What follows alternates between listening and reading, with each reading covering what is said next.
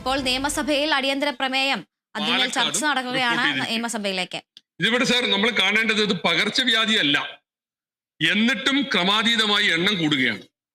എന്തുകൊണ്ടാണെന്ന് ശാസ്ത്രീയമായി മറുപടി പറയാൻ സർക്കാരിന് സാധിക്കുന്നില്ല.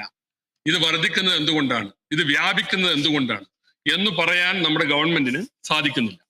അമേരിക്കൻ ഏജൻസി ആയിട്ടുള്ള centre for disease control and prevention എന്ന ഒരു സംഘടന നടത്തിയിട്ടുള്ള ഒരു പഠനത്തിൽ പറയുന്നത് അമീബയുള്ള കുളത്തിൽ കുളിക്കുന്ന 26 ലക്ഷം പേരിൽ ഒരാൾക്ക് മാത്രമാണ് അണുബാധ സാധ്യതയുള്ളതെന്ന്. അപ്പൊ അത്രയേറെ അപൂർവമായിട്ടുള്ള ഒരു രോഗമാണ്. പക്ഷെ കേരളത്തിൽ ഇത് പടർന്നു പിടിക്കുകയാണ്. ഇവിടെ ആരോഗ്യ വകുപ്പ് ഇരുട്ടിൽ തപ്പുകയാണ്.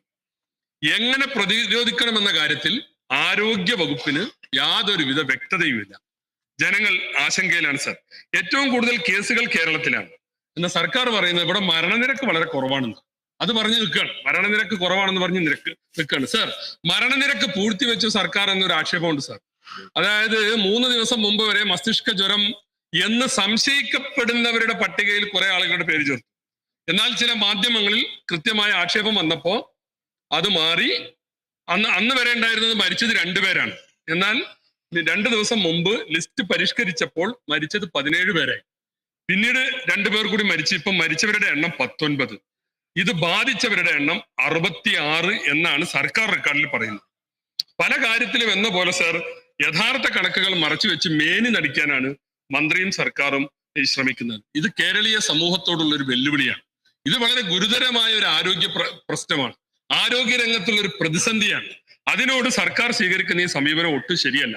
ഇവിടെ സാർ ഉറവിടം കണ്ടെത്തി രോഗം തടയുന്നതിൽ സർക്കാർ തികഞ്ഞ പരാജയമാണ്. നിപ്പ, മസ്തിഷ്ക ജ്വരം, ഇതിൻ്റെയൊക്കെ മരണനിരക്ക് കേരളത്തിൽ കുറവാണെന്നാണ് പറഞ്ഞിരിക്കുന്നത്. അത് മാത്രം കൊണ്ടായോ സാർ? രണ്ടിന്റെയും ഉറവിടം കണ്ടെത്തുന്നതിൽ വകുപ്പ് ദയനീയമായി പരാജയപ്പെട്ടു സാർ.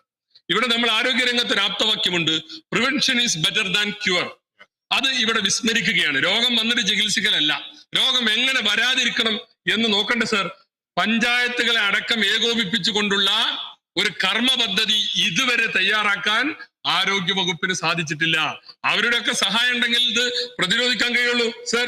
നിഗമനത്തിലെത്താൻ കഴിയാത്ത അവസ്ഥയുണ്ട്. കുളത്തിൽ കുളിച്ചാലാണ്, തോട്ടിൽ കുളിച്ചാലാണ്, പുഴയിൽ കുളിച്ചാലാണ്, മോശമായ വെള്ളത്തിൽ കുളിച്ചാലാണ് മൂക്കിലൂടെ ഇത് കയറി ഈ പ്രശ്നം ഉണ്ടാകുന്നതെന്നാണ് ഇതുവരെ പറഞ്ഞിരുന്നത്. എന്നാൽ വീട്ടിൽ കുളിച്ചവർക്കും രോഗം വന്നു, മരിച്ചു.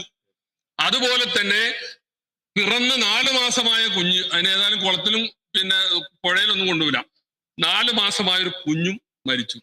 ഇവിടെ നമ്മൾ കാണേണ്ടത്, നമ്മളെല്ലാത്തിലും ഉഷാറാണെന്ന് പറഞ്ഞ് നമ്പർ 1 കേരളം എന്ന് പറയണതിൽ ഞങ്ങളൊക്കെ കേരളക്കാർ തന്നെയാണ്. നമ്മളെല്ലാവരും കൂടെ ഉണ്ടാക്കിയാണിത്. പക്ഷെ ഒരു പ്രതിസന്ധി വരുമ്പോഴും അവിടെ നമ്പർ 1 കേരളം എന്ന് നിങ്ങൾ പറയുന്നതിൽ അർത്ഥമില്ല. ഡോക്ടർ രാജീവ് സദാനന്ദന് നിങ്ങൾക്ക് അറിയില്ലേ? ഞാൻ പരിചയപ്പെടുത്തണ്ടല്ലോ. നിങ്ങളുടെ 1ാം ഗവൺമെന്റിൽ ആരോഗ്യ വകുപ്പ് സെക്രട്ടറി ആയിരുന്ന നമ്മുടെ അഡീഷണൽ ചീഫ് സെക്രട്ടറി അദ്ദേഹം പറയുന്നുണ്ട്, ഇപ്പൊ അടുത്തൊരു പത്രസമ്മേളനം നടത്തിയിട്ട്, 1ാമത് എന്ന തള്ള് അപകടകരമാണെന്ന മുന്നറിയിപ്പ് ഞാൻ നൽകുകയാണ്. ആരോഗ്യ രംഗത്ത് എല്ലാത്തിലും 1 പറയുന്ന ഈ തള്ള് വളരെ അപകടകരമാണെന്ന് പ്രതിപക്ഷ നേതാവ് പറഞ്ഞതല്ല, ഉപനേതാവ് പറഞ്ഞതല്ല, രാജീവ് സദാനന്ദന്റെ വാക്കുകളാണ്. ആരോഗ്യ സംവിധാനം ഇപ്പോഴും പ്രാകൃതമായ അവസ്ഥയിലാണ്. ആര് പറയണേ? രാജീവ് സദാനന്ദൻ പറയുകയാണ്. സർ, ഇവിടെ ഡെങ്കിപ്പനി നിയന്ത്രിക്കാൻ കഴിയുന്നുണ്ടോ? എല്ലാ കൊല്ലം ഡെങ്കി വന്ന് വിസിറ്റ് ചെയ്ത് പോണില്ലേ? ഒരുപാട് ആൾ മരിക്കുന്നില്ലേ? എല്ലാ വർഷവും ഉണ്ട്, ഡെങ്കിയിൽ ആളുകൾ മരിക്കുന്നുണ്ട്. സർ,